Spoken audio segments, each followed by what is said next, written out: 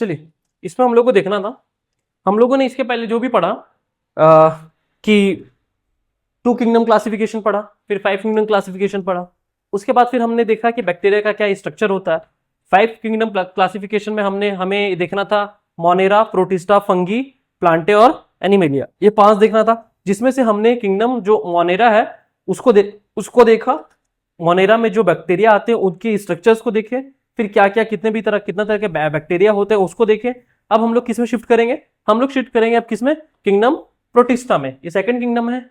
Actually जो Monera था ये भी यूनिसेलुलर ही था, और जो ये प्रोटिस्टा है ये भी क्या है, एक तरह का यूनिसेलुलर ही है।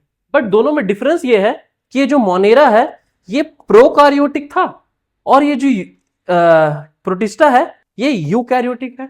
अब प्रोकार्योटिक और यूकैरियोटिक कहने का मतलब क्या होता है? प्रोकार्योटिक मतलब वो होता है जिसके जो सेल ऑर्गेनलीज होंगे, मतलब एक सेल के अंदर जो ऑर्गेन्स होते हैं, जैसे माइटोकॉन्ड्रिया हो गया, एंडोप्लाज्मिक रेटिकुलम हो गया, गोल्गी अपैरेटस हो गया, अलग अलग न्यूक्लियस वगैरह हो गया, ये सब डेवलप नहीं होंगे। But when it comes to protista unicellular तो होता है बट वो यूकारियोट होता है। यूकैरियोट कहने का मतलब वैसे ऑर्गेनिजम्स जिसका एक ट्रू न्यूक्लियस हो और उसकी चारों ओर क्या हो, एक न्यूक्लियर मेम्ब्रेन या सेल ऑर्गेनलीज से वो घिरा हो, उसको बोलते हैं। और इस किंगडम में कोई बाउंड्री नहीं रखा है। मतलब इसमें क्या किया है, प्रोटिस्टा में ऑटोट्रॉप्स को भी ऐड कर दिया, सेप्रोट्रॉप्स को भी ऐड कर दिया और हेटेरोट्रॉप्स को भी ऐड कर दिया, ये प्रोटिस्टा। तो हम क्या किए हैं प्रोटिस्टा में, न्यूट्रिशन के बेसिस पे कि वो ऑटोट्रॉप्स है कि सेप्रोट्रॉप्स है कि वो हेटेरोट्रॉप्स है। हेटेरोट्रॉप्स को हम लोग होलोजोइक भी बोलते हैं। होलोजोइक हम लोग इसलिए बोलते हैं कि क्योंकि जिसका इंजेशन टू एजेशन का प्रोसेस हो, मतलब खाना खाने से लेकर के खाना वेस्ट बाहर करने तक का जो प्रोसेस हो, इसी को हम लोग बोल देते हैं होलोजोइक होलोजोइक बोल देते हैं, होलोजोइक प्रोसेस बोल देते हैं। तो ये जो प्रोटिस्टा होता है ये भी एक तरह का होलोजोइक ऑर्गेनिज्म होता है। तो इसको हम लोग किस में बांटे हैं, 3 कैटेगरी में बांट रहे हैं। पहला कैटेगरी क्या बांटे, on the basis of nutrition मतलब autotroph, second saprotroph and third holozoic मतलब हेटेरोट्रॉफ। अब हम लोग को देखना है कि प्रोटिस्टा में वैसे कौन से ऑर्गेनिजम्स है जिनका न्यूट्रिशन जो है वो ऑटोट्रॉपिक होगा। अब मान के चलो कोई खुद से खाना बना रहा है, जैसे प्लांट्स खुद से खाना बना रहे हैं, तो दैट मीन्स कि वो फोटोसिंथेसिस कर रहे हैं, तो इनको ऑटोट्रॉपिक के साथ साथ फोटोसिंथेटिक प्रोटिस्ट भी कहते हैं। ठीक है, इनको ऑटोट्रॉपिक के साथ साथ क्या कहते हैं हम लोग, फोटोसिंथेसिस प्रोटिस्ट भी कहते हैं। अब देखो, on the basis of autotrophic nature हम प्रोटिस्टा को 3 चीजों में बांटते हैं। पहला क्राइजोफाइट्स, दूसरा डाइनोफ्लैजेलेट्स और तीसरा यूग्लेनॉइड्स। ठीक है, क्राइजोफाइट्स, डाइनोफ्लैजेलेट्स और तीसरा यूग्लेनॉइड्स, ये 3 नाम याद रखिएगा जो किस तरह से होते हैं, ऑटोट्रॉपिक नेचर के होते हैं, समझे। उसके बाद सेप्रोट्रॉपिक में कौन कौन आ जाते हैं। पहला तो न्यूट्रिशन के बेसिस में हमने ऑटोट्रॉपिक बांट दिया, ऑटोट्रॉपिक में 3 आ गए, क्राइजोफाइट्स, डाइनोफ्लैजेलेट्स और यूग्लेनॉइड्स। सेकंड हो गया सेप्रोट्रॉपिक। सेप्रोट्रॉपिक में कौन आता है, सिर्फ और सिर्फ स्लाइम मोल्ड्स। एंड थर्ड हो गया हमारा होलोजोइक। ये जो होलोजोइक है मतलब जो हेटेरोट्रॉप्स है, इसमें आ जाते हैं हमारे प्रोटोजोआ। उसके बाद फिर हम आगे ये भी देखेंगे कि प्रोटोजोआ को उसके मूवमेंट के अकॉर्डिंग हम आगे चल करके और भी पार्ट से बांटते हैं। बट फिलहाल हमें स्टार्ट कहां से करना है, ऑटोट्रॉपिक से, समझे। ऑटोट्रॉपिक, और ऑटोट्रॉपिक में पहला हमारा क्या है, क्राइजोफाइट्स। तो अब क्राइजोफाइट्स से स्टार्ट करते हैं। हाँ, अभी हमने जैसे मैंने बताया कि प्रोटोजोआ को हम लोग उसके मूवमेंट के अकॉर्डिंग हम लोग क्या करेंगे, आगे 4 पार्ट में बांटेंगे, जिसमें एक क्या था, अमीबॉइड्स, दूसरा सीलिएट्स, तीसरा फ्लैजेलेट्स और चौथा है स्पोरोजोन्स। ठीक है, तो फिलहाल अभी हमें किसे देखना है, क्राइजोफाइट्स। क्राइजोफाइट्स का एक एग्जांपल होता है जिसको हम लोग बोल देते हैं डाई एटम्स। ये एक्चुअली क्राइजोफाइट्स का एक एग्जांपल है जो बहुत ज्यादा प्रचलित है, डाई एटम्स करके नाम है इसका। अब देखो, सबसे पहले हम लोग बात करते हैं क्राइजोफाइट्स का, जो किस तरह के न्यूट्रिशन नेचर के होंगे, ऑटोट्रॉप्स होंगे, मतलब खाना खुद से बनाएंगे। तो पहला तो ये क्लियर हो गया। तो पहला क्राइजोफाइट्स आते हैं ऑटोट्रॉपिक में। अभी जो क्राइजोफाइट्स होते हैं ये फ्रेश वाटर में पाए जाते हैं और दूसरा मरीन वाटर में पाए जाते हैं। उसके बाद इनका जो सेल वॉल होता है, क्राइजोफाइट्स का जो सेल वॉल होता है वो किससे बनता है, सेलुलोज और सिलिका का, जिसके इसीलिए इसको सिलिशियस सेल वॉल कहते हैं। कैसा सेल वॉल बोल रहे हैं? सिलिशियस, सिलिका प्लस सेल्यूलोज, जब दोनों को मिला दिया जाए तो क्या बन जाता है? सिलिशियस। और ये जो सिलिशियस होता है ये बहुत ज्यादा हार्ड हो जाता है और इनडिस्ट्रक्टिबल हो जाता है, मतलब उसे तोड़ा नहीं जा सकता। क्यों नहीं जा सकता? क्योंकि ये पाया कहां जा रहा है? ये पाया जा रहा है फ्रेश वाटर पे भी, जहां पे बहुत ज्यादा चैलेंजेस नहीं है, बट मरीन वाटर पे भी जहां बहुत ज्यादा चैलेंजेस है। इसीलिए इसको जो भगवान ने सेल वॉल दिया वो एक एक्स्ट्रा प्रोटेक्शन दे दिया, किसका? सिलिशियस वॉल का, कि इसको कुछ होगा ही नहीं, सिलिशियस वॉल में कुछ ज्यादा चल रहा है ना, कोई इश्यू होगा ही नहीं, समझे? उसके बाद ये क्या होते हैं? ये जो क्राइजोफाइट्स में जो डेड ये क्या बोलते हैं, इसके एग्जांपल्स होते हैं डाई एटम्स। क्राइजोफाइट्स में कौन एग्जांपल है? जैसे ह्यूमन में कौन एग्जांपल है? मैमल्स में क्या एग्जांपल है? ऐसे ह्यूमंस, मैमल्स के एग्जांपल है। उसी तरह क्राइजोफाइट्स के एग्जांपल क्या है? Diatom. अब क्या होता है, कभी कभी ये जो डाई एटम्स जो मरते हैं ना, ये जो डाई एटम्स मरते हैं, वो जो हमारा समुद्र होता है ना, उसके नीचे जाकर के बैठ जाते हैं, उसके नीचे जाकर के बैठ जाते हैं। और जब समुद्र के नीचे जाकर के डाई एटम्स बैठ जाते हैं, तब हम उस अर्थ को, वो जो जमीन है जहां पे वो आकर के फैल गया या बैठ गया, उसको हम लोग बोल देते हैं डाई एटमोस्फियर्स अर्थ, डाई एटमोस्फियर्स अर्थ। एक और नाम है इसका कीजलगढ़, कीजलगढ़ बोल दो चाहे डाई एटमोस्फियर्स अर्थ बोल दो, ठीक है। ये क्या होते हैं? जो क्राइजोफाइट्स, मतलब कि जैसे डाई एटम्स एक तरह का क्राइजोफाइट्स है, जो डाई एटम्स मरेंगे वो जाकर के अर्थ के सरफेस में बैठ जाते हैं और फैल जाते हैं पूरे के पूरे। वो जो डेड डाई एटम्स होते हैं उसी को हम लोग बोल देते हैं क्या? डाई एटमोस्फियर्स अर्थ बोल देते हैं। क्या चीज होते हैं, बट वहां बैठते तो हैं, एक ही बार तो जाकर के डिकम्पोज नहीं ना होगा, धीरे धीरे होते। कौन खाएगा? दूसरा ही बैक्टीरिया कोई खाएगा इसको। और है ही कितने, छोटे से तो हैं, समझे? उसके बाद देखो ये बैठते हैं ना, उसके बाद इनका यूज हम कर लेते हैं, डिकम्पोज जो होंगे उसके बाद इनका यूज भी होता है। इनका यूज कैसे होता है? हम जो ऑयल होते हैं ना, उसको फिल्टर करने में डाई एटम का यूज करते हैं, ऑयल्स को फिल्टर करने में यूज करते हैं, सिरप को फिल्टर करने में यूज करते हैं, पॉलिश बनाने में यूज करते हैं। और कहीं कहीं इस डाई एटम का यूज करके लोग क्या करते हैं? लोग साउंड प्रूफिंग करते हैं, अपने घर के चारों ओर लगाएगा इन डाई एटम्स का यूज करके, जो भी वहां पे नीचे इसके पड़े हैं उसको लाएगा और साउंड प्रूफिंग करेगा, समझे? किसका यूज करते हैं? इसी डाई एटम्स का। कभी कभी हम कहीं कहीं ये भी सुने थे कि कोलगेट वगैरह में यूज होता है इसका, कोलगेट वगैरह में जो टूथपेस्ट हम लोग करते हैं उसमें डाई एटम्स का यूज होता है, ठीक है। ये हो गया। अब ये जो डाई एटम्स है, ये जो डाई एटम्स है, ये जो क्राइज या फिर क्राइजोफाइट्स बोले, इसमें एक तरह के पिगमेंट पाए जाते हैं। पिगमेंट क्या करता है? पिगमेंट कलर डिसाइड करेगा कि वो एक्चुअली कलर होगा क्या। तो अगर उसमें क्लोरोफिल ए और सी है, उसमें हो सकता है क्लोरोफिल ए हो या फिर सी हो, और दूसरा हो कैरोटेनॉइड्स। अगर क्लोरोफिल होगा तो वो ग्रीन होंगे, कैरोटेनॉइड्स होगा तो दूसरे कलर के हो जाएंगे। जैसे गाजर है वो ग्रीन नहीं है तो उसमें क्या है? कैरोटेनॉइड्स है, समझे? उसके बाद तो डाई एटम्स के बारे में हम ये जान रहे हैं, या क्राइजोफाइट्स के बारे में जान रहे हैं। इसके बाद इसका जो बॉडी होता है एक स्टोर्ड फूड रखता है, इसका बॉडी एक स्टोर्ड फूड रखता है। उस स्टोर्ड फूड का नाम क्या है?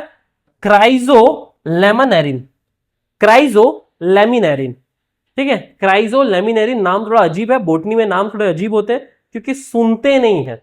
जैसे हम लोग जूलॉजी पढ़ते हैं तो जानवर के बारे में पढ़ेंगे, अपने ही बारे में पढ़ेंगे, ज्यादातर तो ह्यूमंस के बारे में पढ़ते हैं, तो हमेशा हम लोग नाम से फेमिलियर हो जाते हैं कि अच्छा हाँ उसको ये बीमारी, अच्छा हाँ उसको कैंसर है, अच्छा हाँ उसके रिब केज में ये प्रॉब्लम, अच्छा उसका स्प्लीन काम नहीं कर रहा, इस तरह से सुनते रहते हैं। But when it comes to here botany, plants को तो पता नहीं क्या हो रहा है, वो तो ना बताते हैं। तो इसलिए प्लांट्स के जितने भी चीज होते हैं ना, वो फर्स्ट टाइम हम सुनते हैं, और जब फर्स्ट टाइम सुनेंगे तो थोड़ा सा अजीब लगेगा, ठीक है। तो इसका जो स्टोर फूड होता है उसको हम लोग बोलते हैं क्राइजोलेमिनेरिन, क्राइजोलेमिनेरिन। जैसे ये हो जाएगा, इसके बाद फिर हम लोग एक दिन वो करेंगे, इसके क्वेश्चंस प्रोटिस्टा और फंगी के एक साथ करेंगे, ठीक है। तो उससे ये होगा कि अपना मोनेरा का क्वेश्चन हो गया, अब प्रोटिस्टा और फंगी करेंगे वो भी हो जाएगा, ठीक है। तो इसका स्टोर फूड होता है कार्बोहाइड्रेट, एक तरह का क्राइजोलेमिनेरिन एक तरह का कार्बोहाइड्रेट ही होता है, और दूसरा होता है ऑयल। ये दोनों इसका होता है स्टोर्ड फूड। उसके बाद क्या होता है? ये जो क्राइजोफाइट्स है रिप्रोडक्शन करते हैं। रिप्रोडक्शन कब करते हैं, कैसे करते हैं? बाइनरी फ्यूजन, पहला अपने आप को एक में दो टूटना, बाइनरी फ्यूजन कहलाया गया। और दूसरा सेक्सुअल रिप्रोडक्शन तभी करेंगे सेक्सुअल रिप्रोडक्शन तभी करेंगे जब फेवरेबल कंडीशन नहीं रहेगा। अनफेवरेबल कंडीशन में कैसे करेगा ये सेक्सुअल रिप्रोडक्शन करेगा। जैसे एग्जांपल इसमें क्या है, इसके एग्जांपल्स एक है डाई एटम्स और दूसरा है क्या डेस्मिड्स। तो मेनली डाई एटम्स बहुत ज्यादा फेमस होते हैं क्राइजोफाइट्स में, ठीक है। इसके बाद देखते हैं हम लोग डाइनोफ्लैजलेट जो है ये सेकंड क्राइजोफाइट्स है। क्राइजोफाइट्स मैंने 3 बताए थे, पहला डाइनो ये क्राइजोफाइट सॉरी ये बताया था मैंने, क्या बोलते हैं न्यूट्रिशन ऑटोट्रॉपिक नेचर के बेसिस पे मैंने 3 बताए थे, पहला क्राइजोफाइट्स, दूसरा डाइनोफ्लैजलेट्स और तीसरा यूग्लेनॉइड्स। तो पहला तो क्राइजोफाइट्स हमने देख लिया, उसके सबसे मेन एग्जांपल्स क्या है डाइएटम्स और डेस्मिड्स है, ठीक है। सेकंड अपना क्या जाता है डाइनोफ्लैजलेट्स, वो कहां पाया जाता था, बट ये मेनली मरीन पे पाया जाता है, ठीक है। और इसमें जो सेल वॉल होते हैं वो ऐसा सेलुलर प्लेट्स कहते हैं उसको, सेल वॉल को। उसके बाद इसमें क्या होता है, इस तरह का एक स्ट्रक्चर होता है, एक ऐसा होता है स्ट्रक्चर, इस तरह का स्ट्रक्चर होता है और एक ऐसा होता है। तो हमेशा हम लोग पढ़े कि इस तरह के स्ट्रक्चर को हम लोग ट्रांसवर्स कहते हैं और इस तरह के स्ट्रक्चर को क्या बोलते हैं लॉन्गिट्यूडनल, ठीक है। लेटा हुआ है तो ट्रांसवर्स और लंबा है तो लॉन्गिट्यूडनल। तो इस तरह का इसका एक स्ट्रक्चर होता है, ठीक है। अब समझो, तो ये जो यहां पे एक क्योंकि इसका वो पाया जाता है फ्लैजिला, इसमें एक पार्ट पाया जाता है जिसका नाम क्या है फ्लैजिला।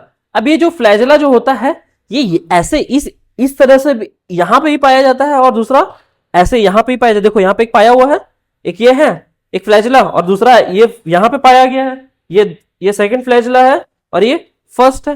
तो जो ट्रांसवर्स फ्लैजिलम होता है ना, जो ट्रांसफर फ्लैजिलम होता है ये इसको स्पिन करने में मदद करता है, गोल घूमने में मदद करता है। और दूसरा जो इसका जो लॉन्गिट्यूडनल फ्लैजिला है ना, ये वाला जो लॉन्गिट्यूडनल फ्लैजिला इसको आगे बढ़ने में मदद करता है। तो एक जगह गोल घूमने में और दूसरा आगे बढ़ने में, मतलब हमारे अर्थ के जैसा ही कि डेली गोल घूमता है तो दिन और रात हो जाता है, और अगर सूरज के चारों ओर घूमता है तो मौसम चेंज होता है। तो बस वही चीज यहां पे हो रहा है। क्या चीज, जैसे हम लोग है, अब उल्लू को घूमने की क्या जरूरत है, उल्लू का भी पूरा जो होता है वो 360 घूमता है।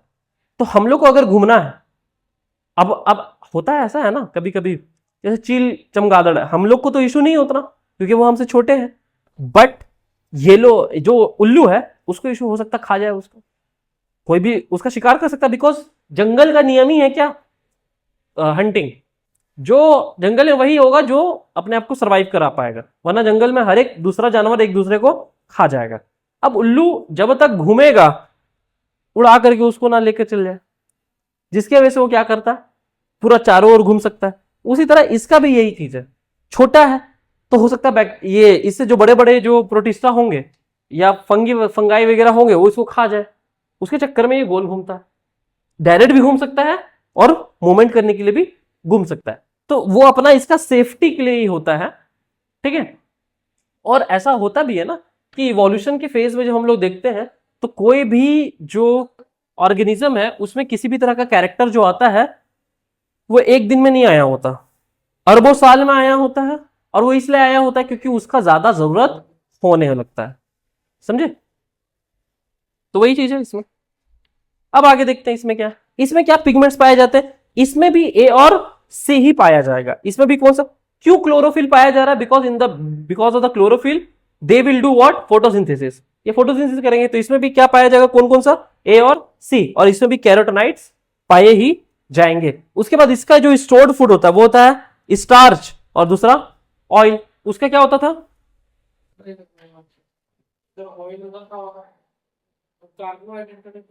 लैमिरीन करके उसका नाम था, क्या नाम है उसका, नाम देख लो, क्राइजोलेमिनरीन, क्राइजोलेमिनरीन उसका नाम है, ठीक है। अब आगे देखो, अब इसका जो रिप्रोडक्शन होता है, इसका रिप्रोडक्शन होता है किससे, बाइनरी फिजन, और ये भी सेक्सुअल रिप्रोडक्शन करता है। इसके जो एग्जांपल है वो क्या है, गोनियालेक्स, ठीक है, गोनियालेक्स, क्या ना अजीब सा नाम ही है इसका, गोनियालेक्स, बोल ही नहीं पाता आदमी, क्या चीज? क्लोरोफिल होगा, हाँ ग्रीन होगा, ग्रीन होता होगा, होता होगा।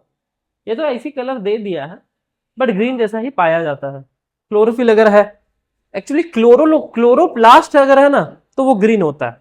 अब क्लोरोफिल में भी अलग अलग कलर आते हैं, जैसे ए होता है, बी होता है, सी होता है, डी होता है, तो अलग अलग कलर पे डिपेंड करता है यहाँ पे। तो इसमें ए और सी पाया जा रहा है, ठीक है। और कैरोटेनॉइड्स भी है, अब कैरोटेनॉइड्स है तो दूसरा कलर भी होगा, ठीक है। तो क्लोरोफिल भी है और कैरोटेनॉइड्स भी है, तो कैरोटेनॉइड्स ग्रीन के अलावा कोई दूसरा कलर दे देगा, क्लोरोफिल ग्रीन दे देगा, ठीक है। हम लोग बचपन में पढ़ते हैं ना, plants appear green due to chlorophyll, है ना, वही। अब ये जो गोनियाउलेक्स है, ये जो गोनियाउलेक्स है, ये इसका एग्जाम्पल है। उसके बाद इसमें क्या होता है एक चीज, ये जो गोनियाउलेक्स है या फिर ये डाइनोफ्लैजलेट्स है, ये मरीन वाटर पे होते हैं, मतलब समुद्र में होंगे। अब मरीन वाटर पे ना ये एक टॉक्सिन रिलीज करते हैं, और उस टॉक्सिन के रिलीज करने के कारण बहुत सारा पूरा जो मरीन वाटर वो रेड हो जाता है। तो उसी को हम लोग क्या बोल देते हैं, रेड टाइड, ठीक है। वो जो ये चाहे वो ये गोनियाउलेक्स बोल दो, चाहे ये डाइनोफ्लैजलेट्स बोल दो, ये क्या करते हैं, एक तरह का रेड कलर का टॉक्सिन रिलीज करते हैं, जिसके वजह से पूरा का पूरा मरीन वाटर क्या हो जाता है, रेड हो जाता है। और ये जो टॉक्सिक है, ये जो मरीन वाटर है हमारे, सॉरी मरीन है, ये एनिमल्स है या एक्वेटिक एनिमल्स है, उसको मार देते हैं। सेफ्टी के लिए करता है कोई भी चीज, जैसे हम लोग भी हमारा बॉडी पसीना रिलीज करता है जब हम बहुत टेंशन में हो जाते हैं, घबराहट आ जाता है, हमारा बॉडी पसीना रिलीज करता है, सेम है, सेम।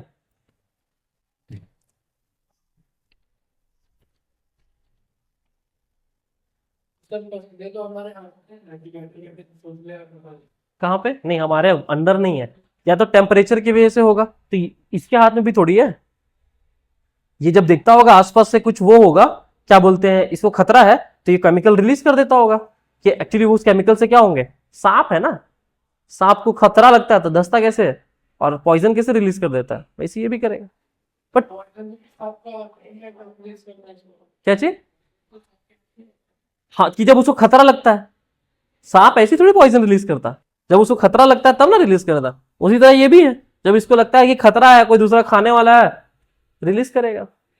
और जब रिलीज करेगा, अब बहुत ज्यादा एक ही जगह पे है, अब जब रिलीज करता है तो इसको लगता है वो जो एक्वेटिक एनिमल्स है तभी तो मर रहे हैं, इसका रिलीज से ही ना वो मर रहे हैं, तो मार देता है उसको, ठीक है। कोई भी चीज ये लोग जो करते हैं उसके पीछे का रीजन तो होता ही है। और मेनली जो एनिमल जो चीज करता है ना, हमको छोड़ करके जो भी बाकी के एनिमल्स है, उनका करने का रीजन उनका सर्वाइवल ही है।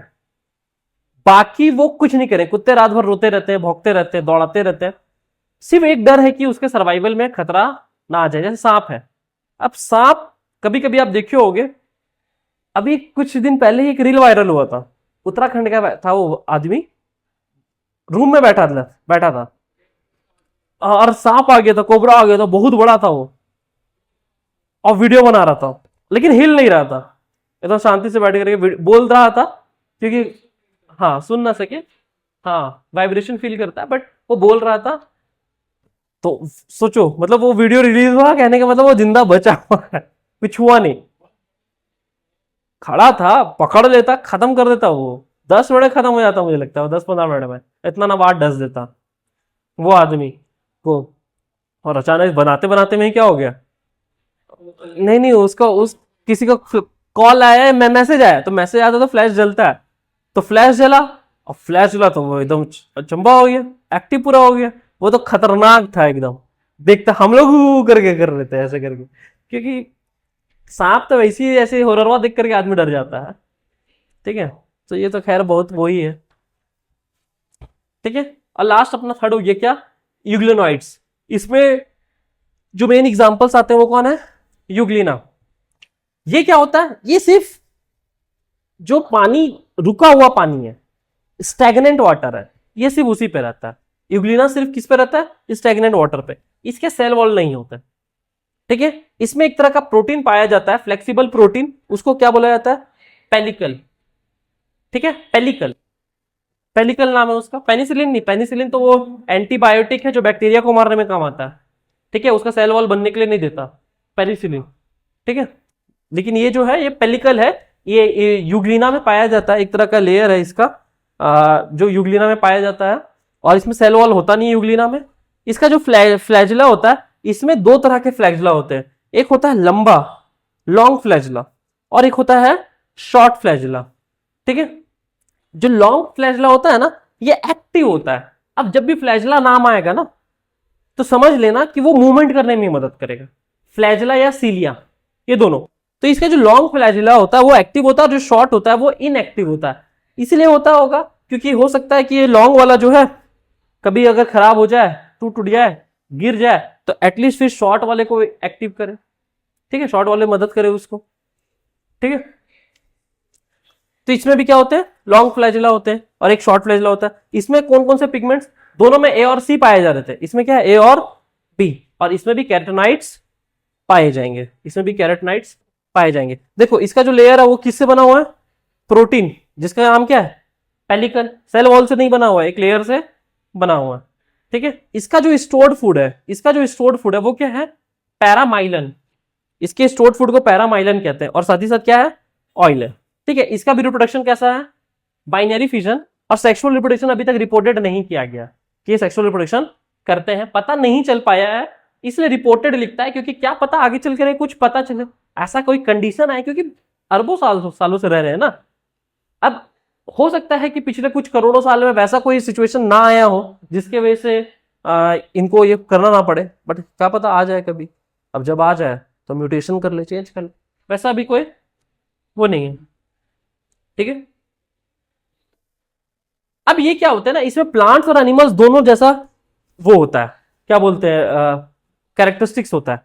क्यों प्लांट्स जैसा होता है, ये क्या होता है, ये मिक्सोट्रॉफिक न्यूट्रिशन शो करते हैं। जैसे दिन में है तो लाइट है, लाइट के प्रेजेंस में क्या करेंगे, फोटोसिंथेसिस कर लेंगे, ठीक है। और अगर डार्क है तो हेटेरोटॉपिक बन जाएंगे, मतलब एनिमल पे जाएंगे, उसे बैठ के खाएंगे, उस पे बैठ करके ये खाएंगे। तो इसलिए इसको बोला गया है why euglena is called a dual organism.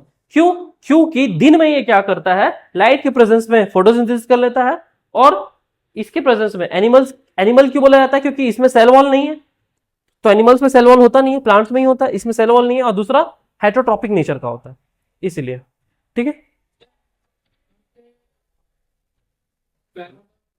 इसके एग्जाम्पल है जो पैरामाइलन है ना, सॉरी पैरा एग्जाम्पल्स नहीं, ये स्टोर्ड फूड है, इसका जो स्टोर्ड फूड है ये, इसको हम लोग क्या बोल देते हैं, इसको पैरामाइलन बोल देते हैं, और साथ ही साथ ऑयल भी बोलते हैं, यहाँ पे कुछ ऑयल भी रखता है। तो उसका स्टोर्ड फूड क्या था, क्राइजोलेमनिन, लेमरिन, ठीक है। इसका फिर उसके बाद जो क्राइजोफाइट्स था उसका स्टोर्ड फूड था क्राइजोलेमनरी, लेमरेनिन, ठीक है, लेमनेरिन, ये है। उसके बाद इसका क्या बोलते हैं, डाइनोफ्लैजलेट्स के स्टोर फूड को क्या बोलते हैं, स्टार्च और ऑयल अगेन।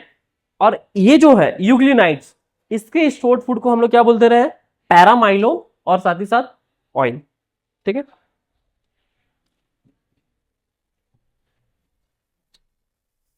तो ये जो अभी हम लोग ने पढ़ा यहां पे, ये अभी तक के लिए पढ़ा है यहाँ पे क्या, कंपैरिजन ऑफ क्राइजोफाइट्स। तो इसका हैबिटेट क्या था, फ्रेश वाटर और मरीन वाटर। इसका क्या था, मेनली मरीन वाटर, और इसका था स्टैग्नेंट वाटर, फ्रेश स्टैग्नेंट, गंदा पानी में नहीं रहेगा ये इग्लोनाइट्स। सेल वॉल इसका कैसा रहता है, सिलिशियस सेल वॉल, सेलुलोज और सिलिका से मिलकर बना हुआ है। अभी देखो ऐसे ऐसे बैक्टीरिया के बारे में तो ये एनसीईआरटी तो पुराना बुक है, तो इसमें अभी छपा नहीं है और अभी तक हुआ नहीं है। बट अमेज़न के फॉरेस्ट में एक ऐसा बैक्टीरिया पता चला है जो प्लास्टिक खाता है,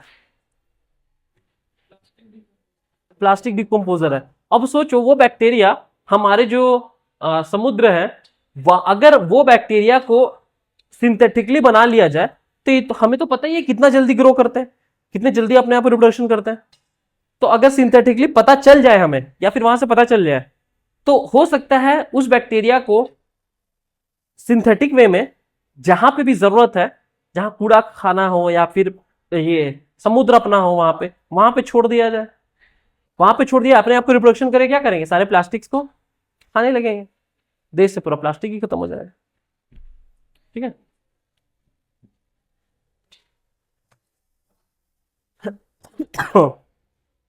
उसके बाद इसका तो ये हो गया।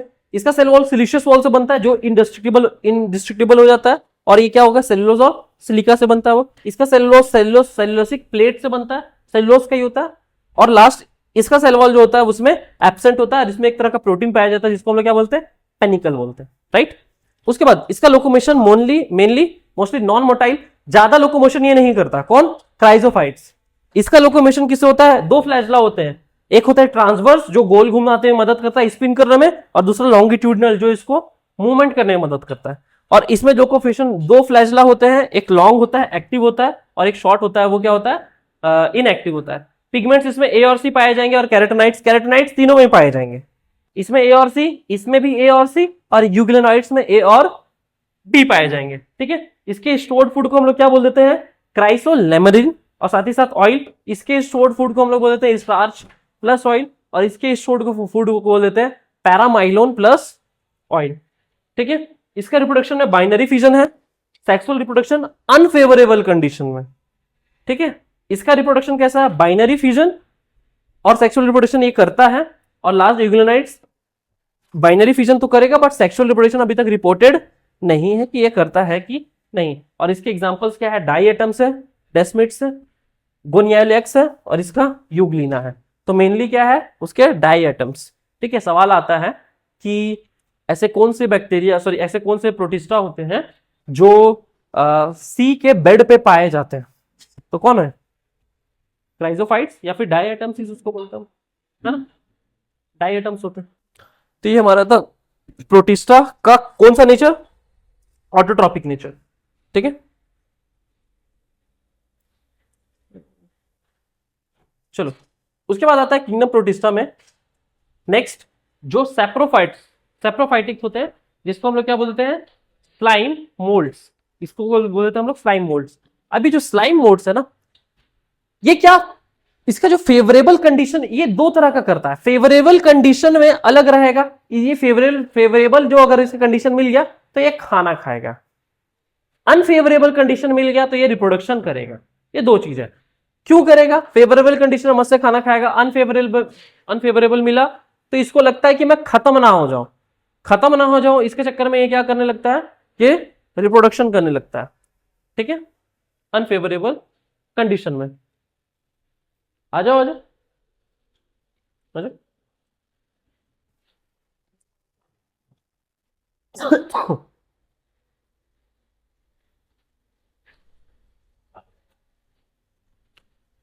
अब देखो ये जो किंगडम प्रोटिस्टा में ये जो स्लाइम मोल्ड, अब ये किसके बेसिस पे इसको डिवीजन किया गया, स्लाइम मोल्ड्स का, न्यूट्रिशन के बेसिस पे। तो न्यूट्रिशन के बेसिस में पहला क्या था हमारा, ऑटोट्रॉपिक में कौन कौन था, क्राइजोफाइट्स, डाइनोफ्लैजलेट्स और यूग्लेनॉइड्स, ये तीन थे। अब सेकंड है हमारा किसके बेसिस पे, सैप्रोफिटिक नेचर के बेसिस पे, कि सड़े गले चीजों पे जो बैठता है उसको जो खाता है वो कौन है, हमारा स्लाइम मोल्ड्स। इसमें अब ये क्या होता है, इसका दो तरह का कंडीशन होता है। पहला कंडीशन क्या है हमारा इसका, कि ये फेवरेबल कंडीशन होगा, दूसरा अनफेवरेबल। फेवरेबल कंडीशन में ये जो स्लाइम मोल्ड्स होते हैं ये क्या करते हैं, फेवरेबल कंडीशन में अपने आप को खाना खाएंगे, और अनफेवरेबल कंडीशन में क्या करेंगे, रिप्रोडक्शन करेंगे। आपको कुछ गिरा है श्वेता, आपका कुछ गिरा नीचे,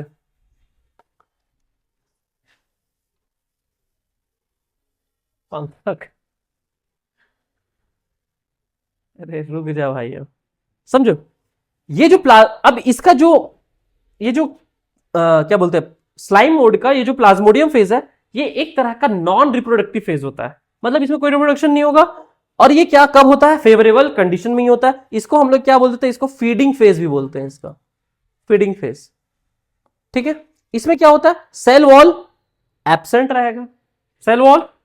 रहेगा, प्लाज्मा मेम्ब्रेन ही कवर रहेगा, और साथ ही साथ इसे बहुत सारे न्यूक्लियस पाए जाएंगे किसमें, स्लाइम मोल्ड्स में। इसलिए इसको क्या बोल दिया जाता है, मल्टी न्यूक्लिएट, ठीक है, मल्टी न्यूक्लिएट इसको बोल दिया जाता है। एनिमल्स लाइक, क्योंकि एनिमल में क्या होता है, सेल वॉल एब्सेंट होता है, इसलिए इसको एनिमल लाइक बोला जा रहा है। नेक्स्ट न्यूट्रिशन इसे कैसा रहेगा, सैप्रोफिटिक, तभी तो इसको बांटा गया है। और किस पे बैठेगा ये, feeds on dead and decaying organism, जो मर चुका है या जो सड़ रहा है उस ऑर्गेनिज्म में क्या होता है, ये बैठता है। और इसका जो न्यूट्रिशन होता है वो होलोजोइक होता है। होलोजोइक कहने का मतलब खाएगा सैप्रोफिटिक पे बैठ करके, बट इन जेशन टू एजेशन होगा, समझे? Ingestion to egestion. हाँ, क्योंकि सड़ा गला चीज खाता है, वो सड़ा गला चीज नहीं खाता, मरा हुआ चीज नहीं खाता, वो मार के खाता है, समझे? हाँ, मतलब वो प्रोटिस्टा जो, सॉरी प्रोटोजोआ जो है, हेटरोट्रॉपिक नेचर है वो, होलोजोइक न्यूट्रिशन उस पर होता है, उसमें होलोजोइक न्यूट्रिशन होता है, बट हेटरोट्रॉपिक नेचर का होता है, मतलब मार के खाएगा। ये सेप्रोट्रॉपिक का नेचर का होता है, सड़ा गला खा लेगा, लेकिन इंजेशन टू एजेशन इसमें भी होगा, ठीक है? उसको देखो, इसको बांटा इसलिए नहीं गया है, इसको बांटा किस पे, किसके बेसिस पे गया है? Autotrophic nature, saprotrophic nature, holozoic नहीं, हेटरोट्रॉपिक नेचर। और हेटरोट्रॉपिक नेचर में जितने भी लोग आते हैं वो होलोजोइक होते हैं। सेप्रोट्रॉपिक में भी जो आएगा वो सड़ा गला चीज अगर खा रहा है तो उसका भी होलोजोइक होगा। तो जरूरी नहीं है, उसको होलोजोइक पे बांटा नहीं गया है, उसको बांटा गया है ऑटोट्रॉपिक, सेप्रोट्रॉपिक और हेटरोट्रॉपिक में। होता है इस पे भी होलोजोइक है, मतलब इंजेशन टू एजेशन वो करेगा, समझे? अब जब तक ये फेवरेबल कंडीशन है, मतलब प्लाज्मोडियम फेज है, ये खा रहा है, बैठ रहा है, सेल वॉल एब्सेंट है, इसे कोई दिक्कत नहीं है।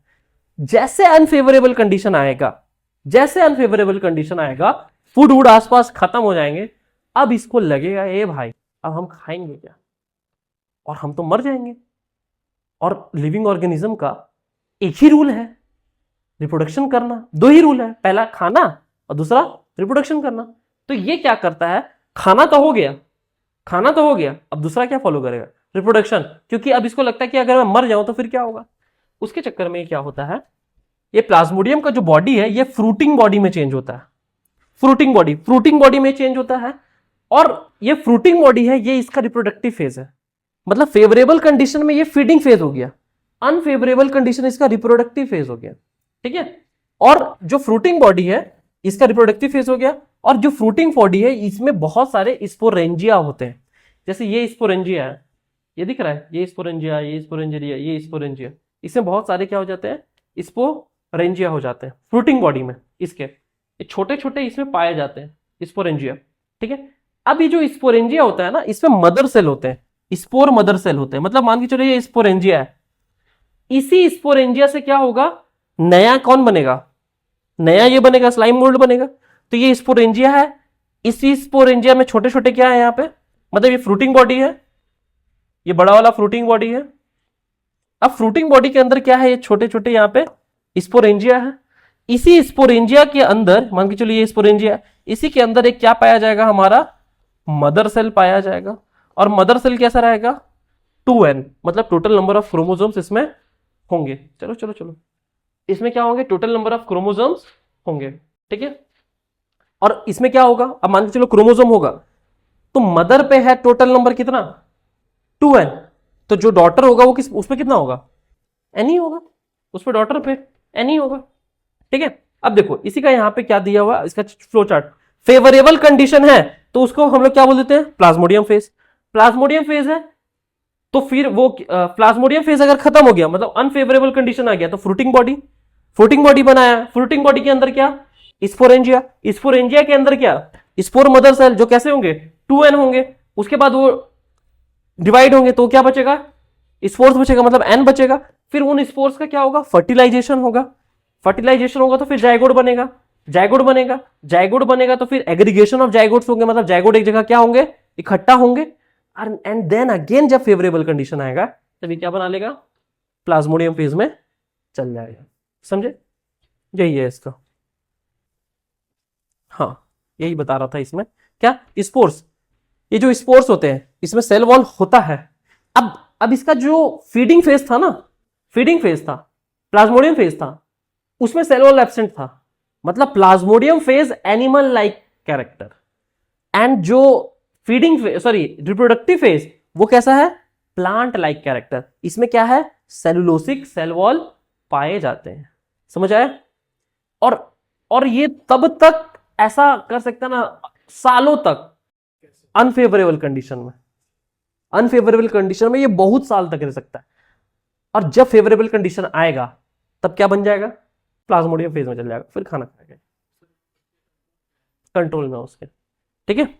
क्यों, क्योंकि फेवरेबल जैसे कंडीशन आते हैं, अब ये स्पोर जर्मिनेट करता है उससे, समझो ये बीज है, जब अनफेवरेबल कंडीशन में वो बीज बन जाता है, अब जैसे बीज बन गया ना, अब बीज बनने के बाद क्या होगा कि अब वो बीज समझो रखा हुआ है, जैसे उसको फेवरेबल कंडीशन मिलेगा वो क्या होगा, बीज ग्रो करेगा। जैसे हमारे पास भी तो बीज होता है ना, कौन से बहुत सारे आम का होता है या फिर सब्जी वगैरह का बीज होता है, तो उसको जब तक डब्बे पे रखे हुए हैं तो वो बीज ही है, लेकिन जैसे ही उसको क्या कर देते हैं, खेत में छिड़क देते हैं, तो वो कैसे बड़ा होने लगता है, मतलब उस बीज को क्या मिल गया, फेवरेबल कंडीशन मिल गया। जब तक नहीं मिला था तब तक वो बीज कैसा था, वैसी का वैसी था। सेम चीज यहां पे भी इसका हो रहा है, समझे? ये तो बता ही दिए आपका, स्पोर जर्मिनेट करेंगे, गैमेट्स बनेगा, फर्टिलाइजेशन होगा, जाइगोट होगा, जाइगोट एक जगह एग्रीगेट होंगे, प्लाज्मोडियम फेज बनाएगा, और साइकिल ये क्या होता है, रिपीट इसका चलते रहता है। ठीक है, तो इसी में हम लोग देख रहे थे क्या कि प्लाज्मोडियम क्या होता है, इसका नॉन रिप्रोडक्टिव फेज है, नेकेड होता है, मतलब कोई सेल वॉल नहीं होता, और मल्टी न्यूक्लियल बहुत सारे उसमें न्यूक्लियस पाए जाते हैं। फ्लोटिंग बॉडी इसके रिप्रोडक्टिव फेज बोलते हैं इसको। और स्पोरेंजिया कंटेंट बहुत सारे स्पोर्स को कंटेन करता है, जो कैसे होते हैं, 2n होते हैं। स्पोरिक मियोसिस होता है, मियोसिस मतलब आधे हो जाते हैं, आधे होने के बाद उनका जो होगा गैमेट्स बनेंगे, गैमेट्स बनने के बाद जाइगोट फॉर्मेशन, फर्टिलाइजेशन होगा, फिर जाइगोट फॉर्मेशन होगा, and then slime won't show both animals and fungi like character. Fungi जैसा भी कैरेक्टर शो करता है और एनिमल जैसा भी कैरेक्टर ये शो करता है। ठीक है, अब कल हमारा क्या बच गया, एक प्रोटोजोआ। लास्ट हमारा जो था वो था क्या, प्रोटोजोआ। प्रोटोजोआ इसको बांटा जाता है हेट्रोट्रॉपिक नेचर पे।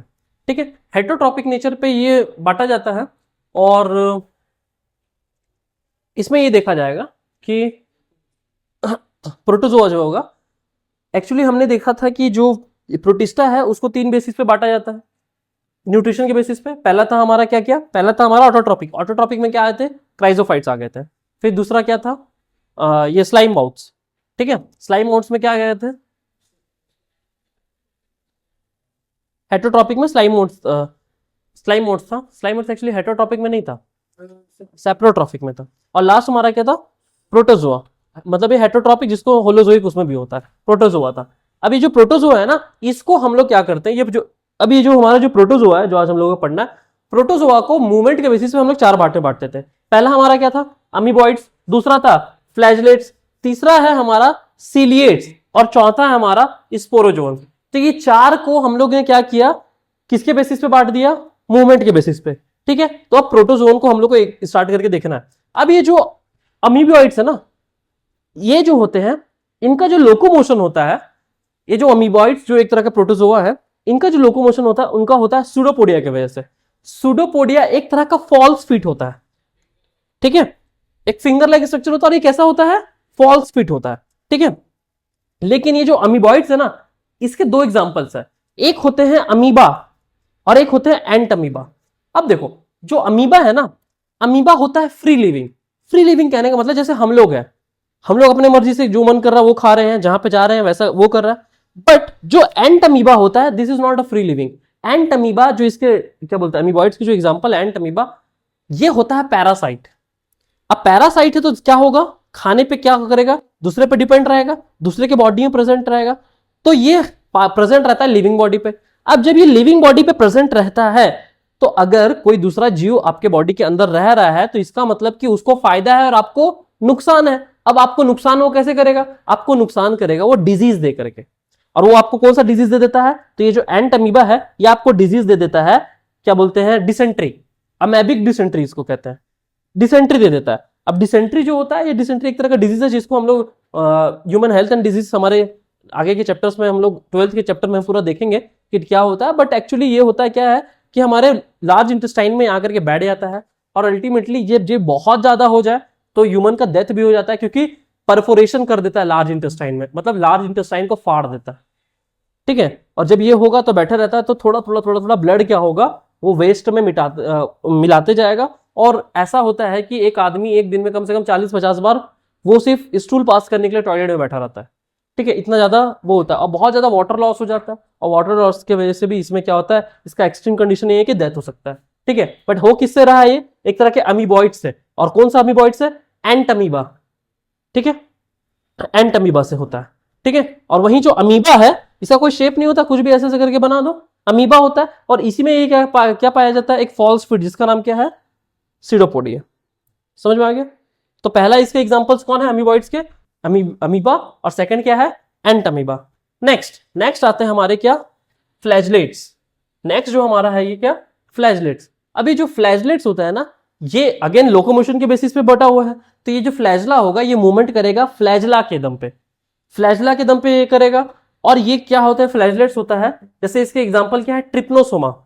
ट्रिप्नोसोमा का एक तरह का ये क्या है, पैरासाइट है, लिविंग बॉडी पे रहेगा। और ट्रिप्नोसोमा जब अगर ये पैरासाइट है और लिविंग बॉडी पे होगा, तो देख लेना आप लोग, आप एक चीज गौर करना, अभी आगे जो हम लोग अमीबा पढ़ेंगे चारों में, अमीबॉइड्स में पढ़ेंगे, तो इसमें क्या प्रोटोजोआ पढ़ेंगे, तो इसमें आप ये देखिएगा जो भी पैरासाइट है वो कोई ना कोई बीमारी करेगा, और जो भी फ्री लिविंग है वो कोई बीमारी नहीं करेगा।